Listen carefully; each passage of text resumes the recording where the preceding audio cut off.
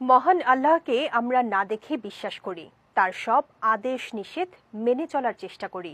কিন্তু যে আল্লাহকে না দেখে ইবাদত করছি, সে আল্লাহ যেদিন দেখা দিবেন, কেমন হবে সে দিনটি? সঞ্জিদা আজিজ জানাচ্ছেন বিস্তারিত। হাসরের ময়দানে সব হিসাব শেষ হওয়ার পর বিশ্বাসীদের মহান আল্লাহ তাআলা জায়গা দিবেন জান্নাতে। সেই জান্নাত হবে পরম শান্তি এবং নিয়ামতের জায়গা, যেখানে মানুষের কোনো ইচ্ছাই অপূর্ণ থাকবে না। জান্নাতের মাটি হবে মেশকের গন্ধ বিশিষ্ট।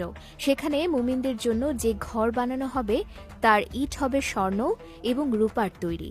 এছাড়া জান্নাতের রাস্তাগুলো হবে মুক্তার তৈরি, আর ঘাস হবে জাফরানের। সেখানে কারো বয়স বাড়বে না।